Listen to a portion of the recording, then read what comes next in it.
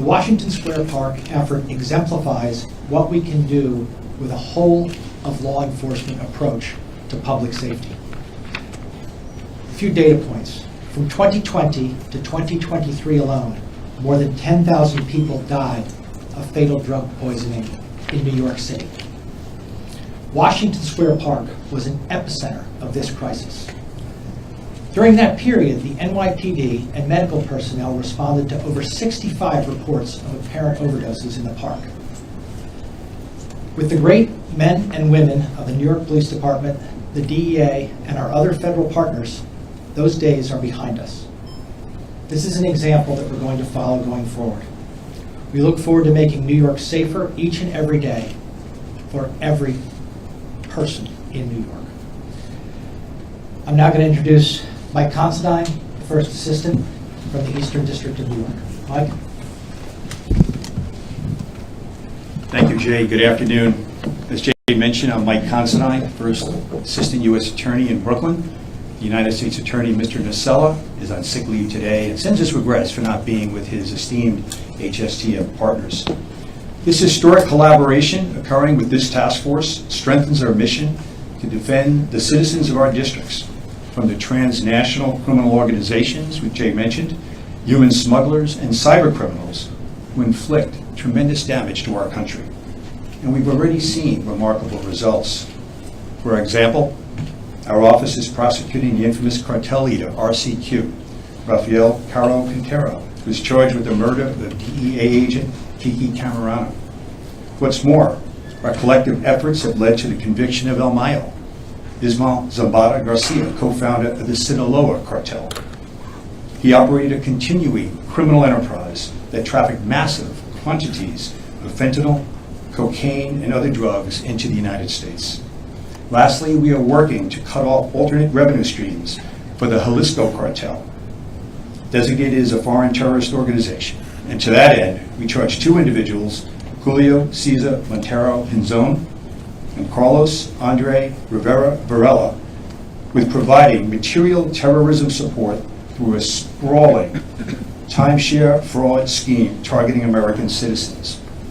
A wanted poster depicting these defendants is being released today. We would be remiss if we did not also express our appreciation for all of our agency partners, those here today and those who could not be with us. We are all collectively committed to improving the quality of life for our citizens by dismantling these corrupt organizations from their very top. Let me now turn over the podium to Chris Rea, Assistant Director in charge of the FBI New York Field Office.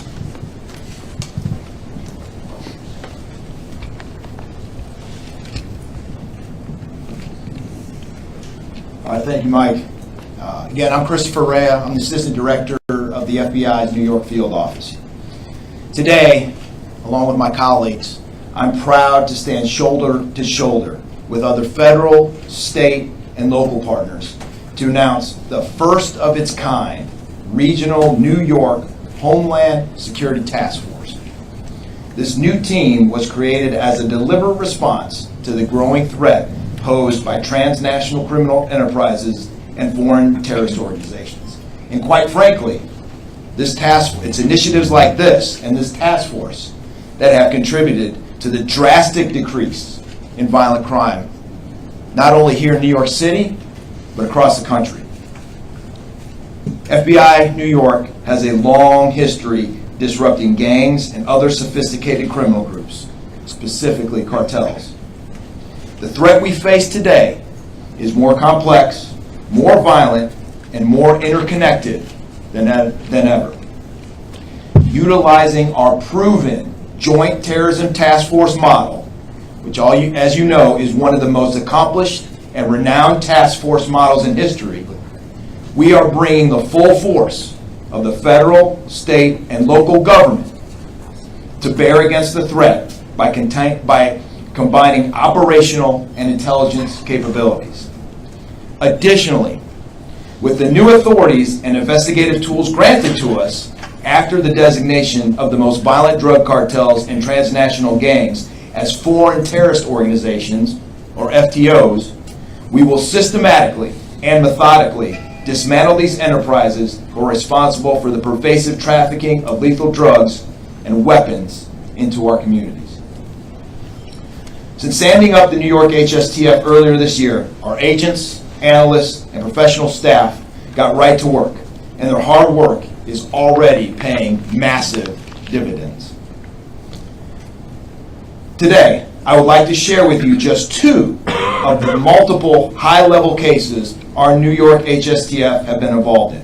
The first one, in August 2025, our office coordinated with the Southern District of New York to charge and arrest 7 leaders and members of a violent Mexico-based drug trafficking organization for the alleged trafficking of firearms and smuggling dozens of kilograms of cocaine, meth, and fentanyl into this country. Their alleged criminality plagued our communities, even jeopardizing innocent bystanders with public rivalry shootings. Secondly, as First Assistant U.S. Attorney Considine mentioned, we are seeking information for 2 high-ranking leaders of CJNG, the Jalisco New Generation Cartel. Our FBI DEA Trident Directorate has aggressively utilized those new authorities that I just mentioned, which had been previously only authorized under national security cases and or JTTF, against the new FTO designation of CJNG. As mentioned earlier, Carlos Andres Rivera Varela and Julio Cesar Montero Pinzon are wanted for allegedly providing material support to a foreign terrorist organization and money laundering conspiracy. If you recognize those charges, that foreign terrorist charge, as a charge that until now had only been available through our JTTF. And now, due to the new authorities that have been granted to us, we can now charge that charge under a foreign terrorist organization. These fugitives allegedly funneled profits from a complex fraud scheme to finance CJNG in support of drug trafficking and other crimes. If you have any information related to either of these subjects, please call 1-800-CALL-FBI or submit a tip at fbi.tips.gov. Additionally, the FBI is offering a reward of up to $245,000 for information leading to the arrest and conviction of these fugitives. I would like to personally thank SAC Patel and SAC Chavis, as well as all the participating agencies for their commitment to combating the persistent cartel threat and the drug distribution network. And thank you to U.S. Attorneys Clayton and U.S. Attorney Nacella for your aggressive prosecution of these critical cases. These judicial successes directly translate into taking bad guys off of our streets. Through unified partnership, we will continue to defend the homeland from evolving threats, safeguard critical infrastructure, and strengthen national resilience. Now, I'd like to introduce the SAC of New York Internal Revenue Services Criminal Investigation, Harry Chavis.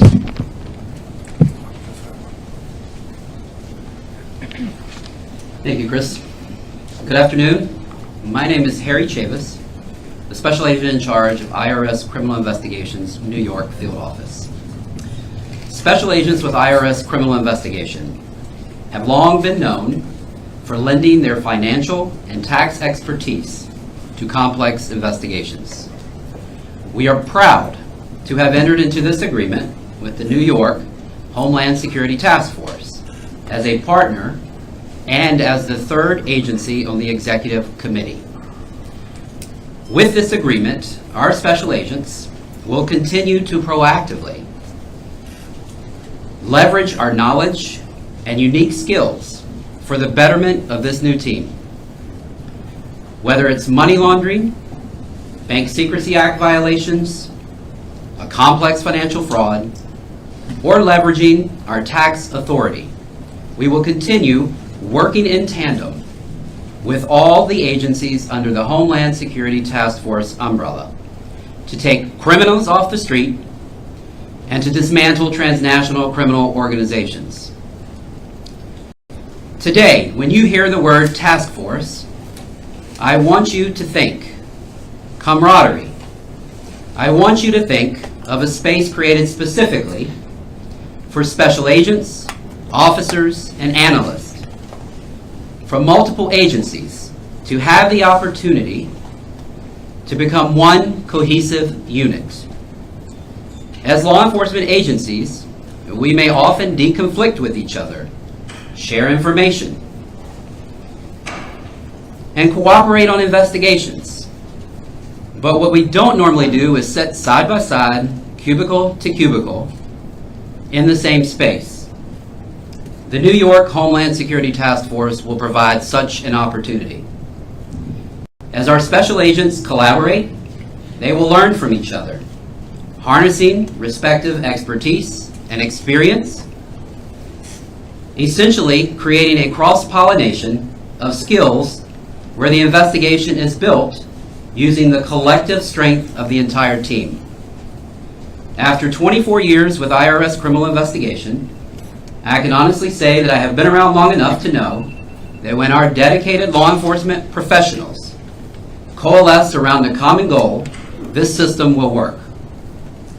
And I am honored to stand here today with my partners to announce the creation of the New York Homeland Security Task Force and to serve the greatest city in the world.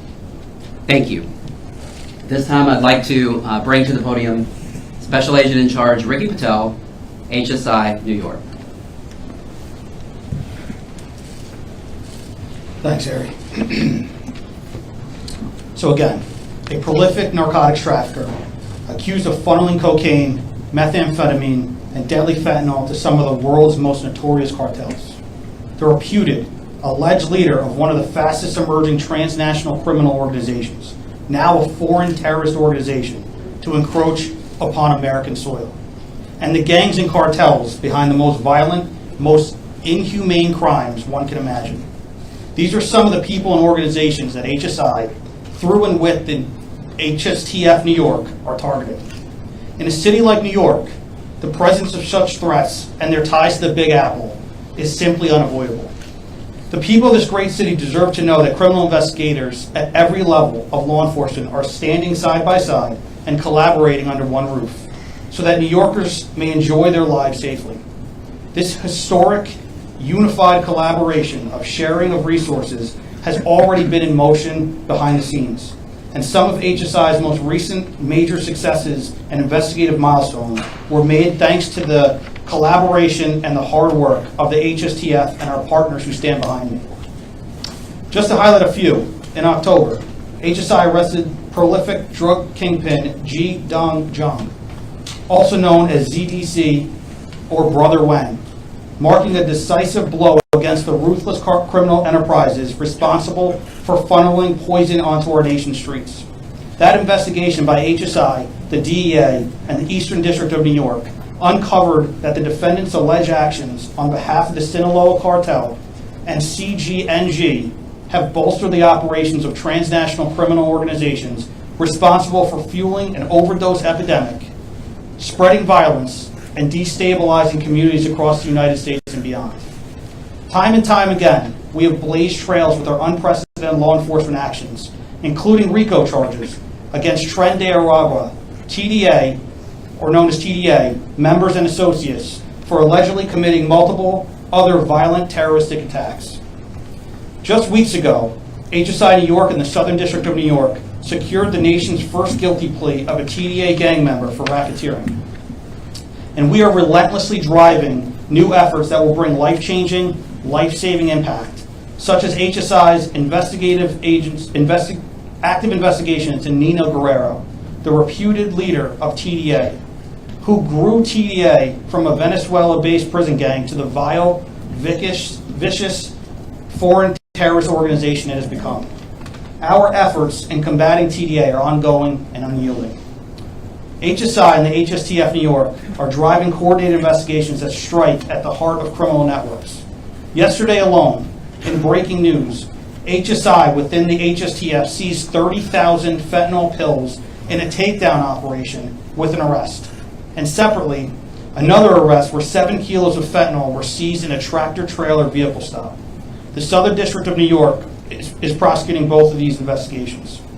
With unity as our strength and coordination as our advantage, we will outpace, outsmart, and outmaneuver transnational criminal organizations at every turn. This is our commitment.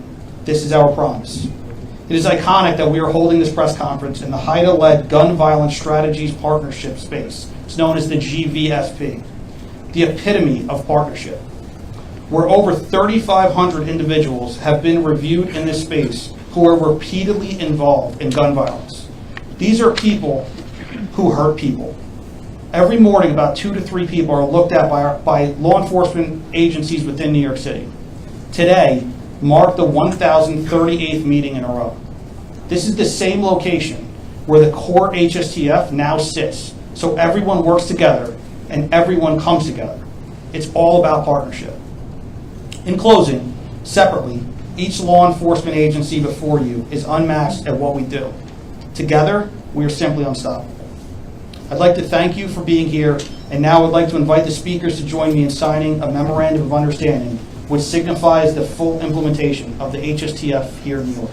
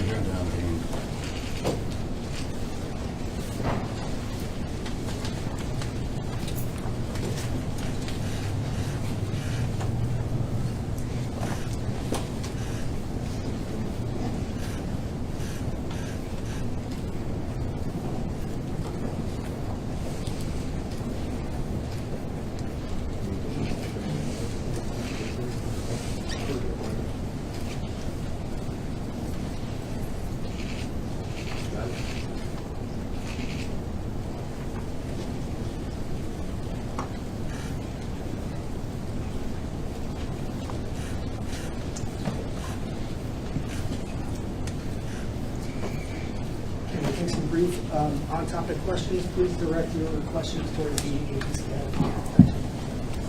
Mark Morales, CNN.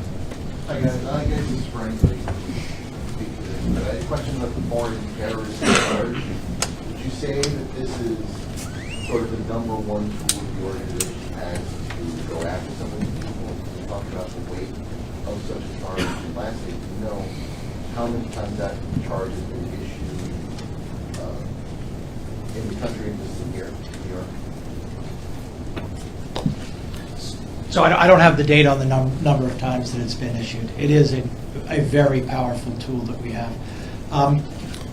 When you can take people off the streets for 20 and 30 years, that charge, I'll also note the death resulting statutes that we have, where if you're dealing fentanyl and it results in someone's death, that we have, I would say, appropriately severe criminal penalties in terms of incarceration.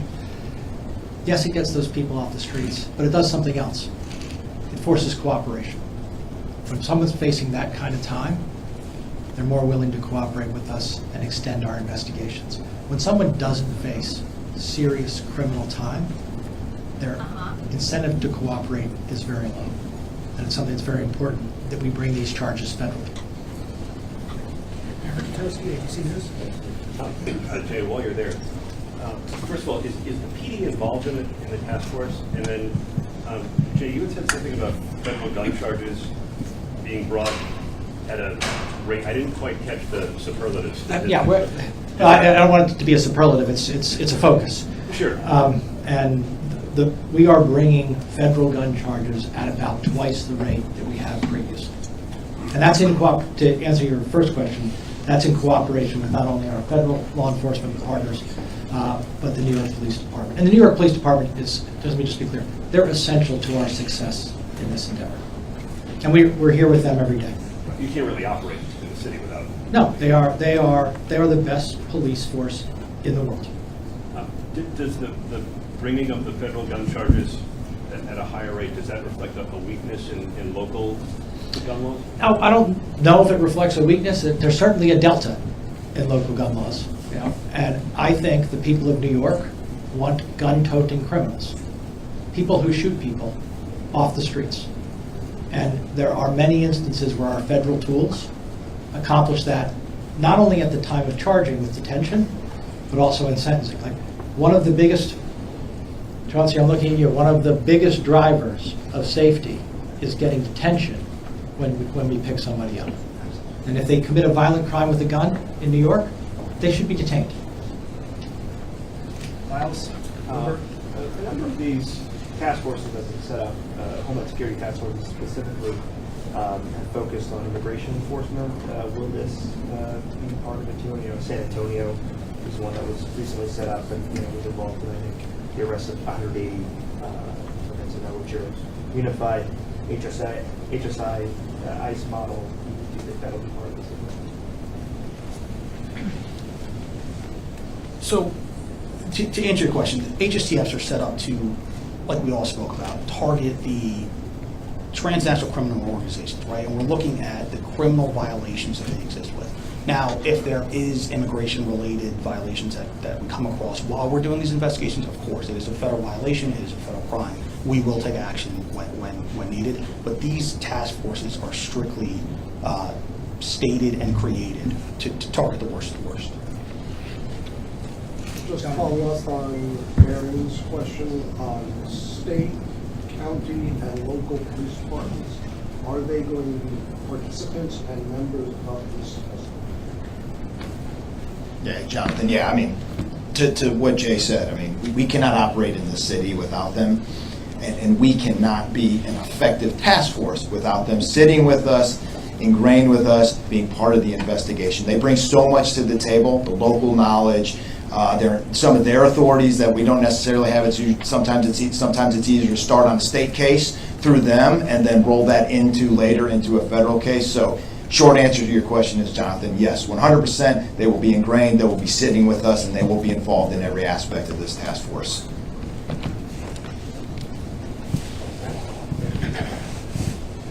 Thanks, everybody. Thank you. Appreciate it. Thank you all.